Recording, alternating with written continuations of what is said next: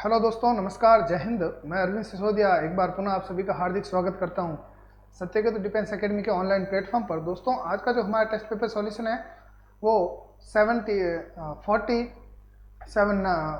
का अपने है टेस्ट पेपर सॉल्यूशन। और इसमें हम देखेंगे दोस्तों जो महत्वपूर्ण 15 प्रश्न हैं जीके के, उस प्रश्नों को हम आज हल करेंगे। ठीक है दोस्तों, जल्दी से लाइव क्लास ज्वाइन करें, शेयर करें, कमेंट बॉक्स में जय हिंद लिखते प्रश्न पढ़े तथा उत्तर देने का प्रयास करें। पहला प्रश्न देखिए दोस्तों, इराक की मुद्रा क्या है? रियाल, क्रोन, रूबल या दिनार? जल्दी से कमेंट कर दीजिए दोस्तों। पहला प्रश्न बहुत ही इजी प्रश्न है, बहुत ही इंपॉर्टेंट प्रश्न है। इस प्रकार से आपसे सवाल पूछे जाएंगे। तो प्रमुख देशों की मुद्रा और प्रमुख देशों की राजधानियां आपको उचित रूप से याद होनी चाहिए। और इराक की जो मुद्रा है दोस्तों, ये विश्व में सबसे बड़ी मुद्रा के नाम में जानी जाती है। सबसे अमीर मुद्रा जो है वो आपके दिनार है। दिनार आपके इराक की मुद्रा है। ठीक है, तो ऑप्शन नंबर हमारा डी करेक्ट हो जाएगा। चलिए दोस्तों, अगला प्रश्न देखेंगे। प्रश्न संख्या 2, जकार्ता किस देश की राजधानी है? तो जकार्ता मलेशिया, भूटान, इंडोनेशिया या बांग्लादेश? तो बांग्लादेश का देखा जाए दोस्तों, तो बांग्लादेश की राजधानी हो जाएगी ढाका। बांग्लादेश की राजधानी कौन सी हो जाएगी? ढाका हो जाएगी। यहीं पर हम भूटान की देखें तो थिम्पू, और इंडोनेशिया की देखें तो हमारी हो जाएगी जकार्ता। ऑप्शन नंबर हो जाएगा हमारा सी करेक्ट। कौन सी हो जाएगी भैया? Indonesia, Jakarta. चलिए दोस्तों, अगला प्रश्न देखेंगे हम।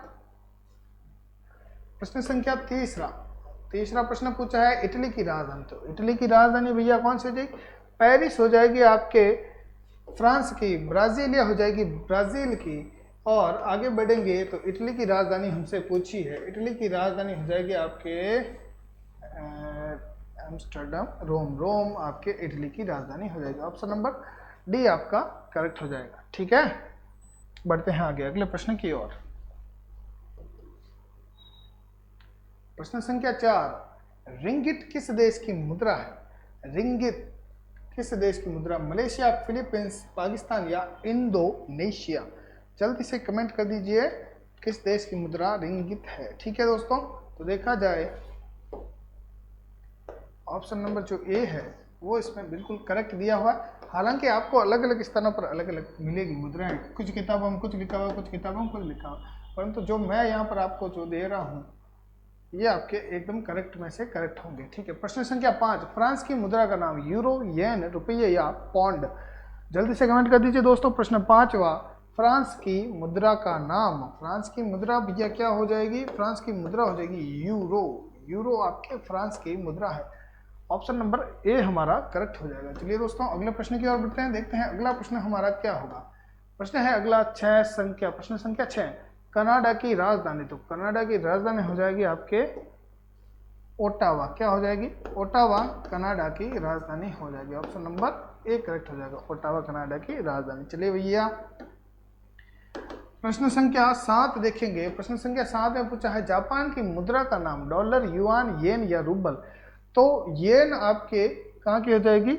जापान की मुद्रा का नाम हो जाएगा येन। ठीक है, ऑप्शन नंबर आपके करेक्ट हो जाएगा सी से कैट। कैट यानी बिल्ली, बिल्ली यानी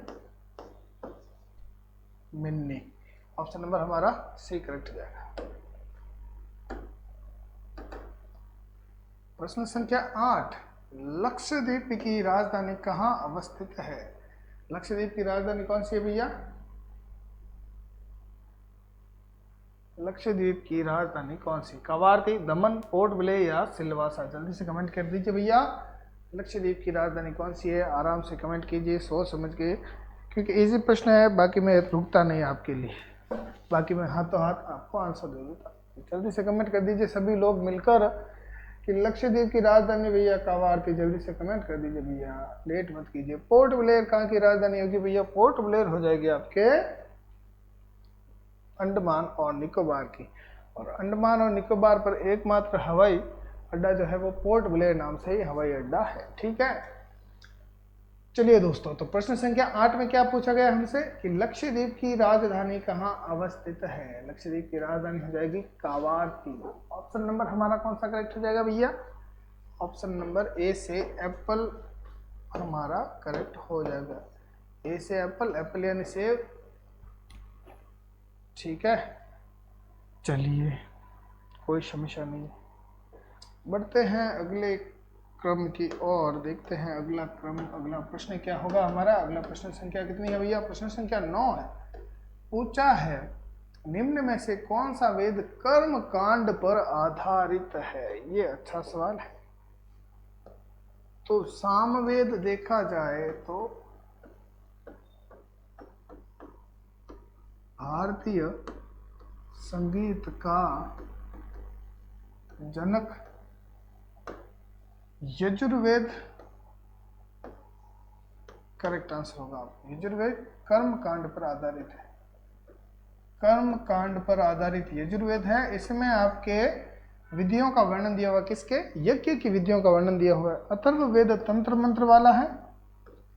और दोस्तों ऋग्वेद है वो सबसे प्राचीन वेद है। इसकी 1028 सूक्तियां हैं, 10 मंडल है। ठीक है, आंसर हमारा बी हो जाएगा। कर्म कांड पर आधारित वेद होगा आपके यजुर्वेद। प्रश्न संख्या 10, निम्न में से किसकी खेती हड़प्पा वासी करते थे? गेहूं, कपास, जौ, ये सभी। ठीक है, इन सभी की खेती करते थे भैया। गेहूं भी थी, कपास भी था और जौ भी था। तो ऑप्शन नंबर हमारा कौन सा हो जाएगा भैया? ऑप्शन नंबर हमारा डी एकदम करेक्ट हो जाएगा। चलिए भैया, प्रमुख मुख्य फसल में आपके ये दो आएगी। मुख्य फसल उनकी गेहूं और जौ थी, और कपास के भी वो खेती करते थे, इसलिए ये सभी आपके ऑप्शन हो जाएंगे। ऑप्शन नंबर डी आपका करेक्ट हो जाएगा।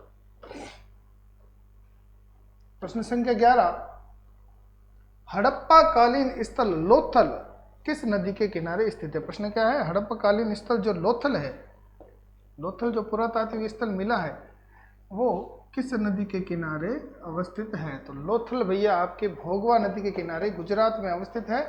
और हड़प्पा का एकमात्र पतन स्थल, सिंधु सभ्यता का एकमात्र पतन स्थल, या आपके क्या कह दीजिएगा, एकमात्र बंदरगाह, बंदरगाह को ही पतन स्थल कहा जाता है। ठीक है, बंदरगाह आपके लोथल में था। चावल की आपके यहाँ पर मिली थी क्या? चावल की किस्में यहाँ पर मिलती। प्रश्न 12, निम्न में से किस स्थान के उत्खनन में तांबे की मोहरें प्राप्त हुई थी? चलिए भैया, स्थान नहीं है, किस स्थान के उत्खनन में तांबे की मोहरें प्राप्त हुई थी? प्रश्न क्या पूछा है? किस स्थान के उत्खनन में? तो ताम्र युगीन सभ्यता थी आपके हड़प्पा, सिंधु घाटी सभ्यता जो थी ताम्र युगीन सभ्यता थी। और इस ताम्र युगीन सभ्यता में दोस्तों हड़प्पा सबसे पहले आता। सबसे पहले खोज भी आपके हड़प्पा की हुई थी, और इस स्थान पर आपके तांबे की मोहरें प्राप्त होती हैं हमें। ठीक है, क्या था स्थान? निम्न में से किस स्थान के उत्खनन में तांबे की मुहरें प्राप्त हुई? तो हड़प्पा में तांबे की मुद्रें प्राप्त हुई थी। प्रश्न संख्या 12, बिना दुर्ग का एकमात्र सिंधु नगर कौन सा था? तो दोस्तों दुर्ग तो यहाँ पर था नहीं, परंतु आपके भाग थे यहाँ पर, यानी कि एक पूर्वी भाग था, एक पूर्वी था और एक पश्चिमी भाग था। दो भागों में बटा हुआ था ये आपके, और ये था आपके कालीबंगा। कौन सा था भैया? कालीबंगा था। चलिए प्रश्न संख्या 14, भारतीय राष्ट्रीय कांग्रेस के प्रथम अध्यक्ष? तो व्योमेश चंद्र बनर्जी यानी कि WC बनर्जी आपके भारतीय राष्ट्रीय कांग्रेस के प्रथम अध्यक्ष बने थे बंबई अधिवेशन के। ठीक है,